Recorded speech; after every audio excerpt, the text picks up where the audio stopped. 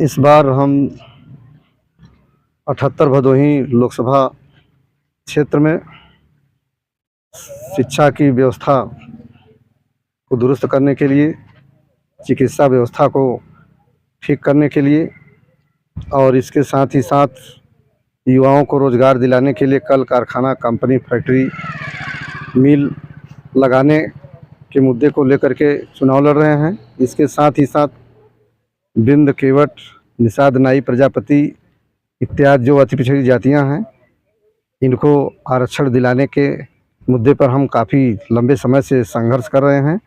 जनता का स्नेह, सहयोग, प्यार, आशीर्वाद मिला तो हम इस मुद्दे को संसद में उठाएंगे।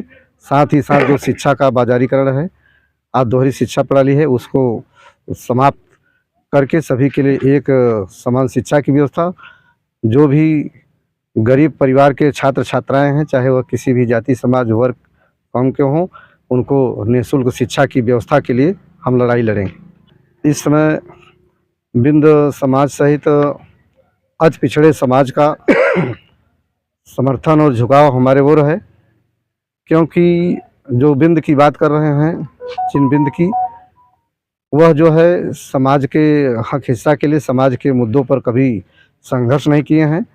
यहाँ पर मैं गांव-गांव गया हूँ, एक बार नहीं बल्कि 10-10, 5-5 बार हर गांव में गया हूँ। और जो दूसरे बिंद आ रहे हैं लड़ने के लिए, वो बहुत ही कम गाँव में गए होंगे, लगभग नहीं के बराबर। और एक जगह से विधायक हैं ही, अभी वहाँ की जनता उनसे खुद ही नहीं संतुष्ट है, निराश है, और तब तक यहाँ चले आए हैं। और इस बार सर्व समाज के लोग प्रगतिशील मानव समाज पार्टी की जीत के लिए आज अपना आशीर्वाद दे रहे हैं। बाहरी प्रत्याशी देखिए, जो कि जनपद का प्रत्याशी और बाहरी प्रत्याशी की बात है, तो यहाँ पर जो भी मुख्य मुकाबले में हैं हमारे सामने, प्रगतिशील मानव समाज पार्टी के सामने, चाहे वह बसपा कैंडिडेट हो, चाहे तृणमूल कांग्रेस का हो, चाहे बीजेपी का कैंडिडेट हो, मेरा दावा है कि इन लोगों की सेवा की भावना नहीं है। इसमें से अधिकतर लोग बिजनेस माइंड के हैं और उस हिसाब से राजनीति करने के लिए यहाँ पर आए हुए हैं। और मैं तो ज़मीनी स्तर पर चल करके लोगों के मुद्दों को लेकर के, यहाँ जनपद मुख्यालय से लेकर मंडल मुख्यालय, विधानसभा भवन से लेकर के संसद भवन तक मैं कई बार धरना प्रदर्शन किया हूँ, कई बार जेल भी गया हूँ।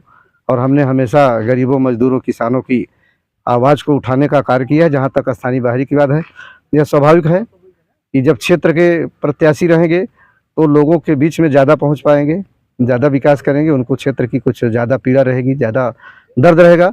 और अभी तक का ये कट अनुभव है इस 78 भदोही की जनता को, कि जो भी बाहर से आए, जीत करके गए, वो लोग यहाँ 78 भदोही में समय बहुत कम दिए हैं। जैसे मान लीजिए कि महीने में 2 बार, 1 बार वो लोग आ गए, अपना ऑफिस वगैरह पर बैठे, कहीं जनता के ऊपर कोई दुख तकलीफ़ है, समस्या है, घटना है, दुर्घटना है, उसमें उनके पास पहुंचने के लिए टाइम नहीं है।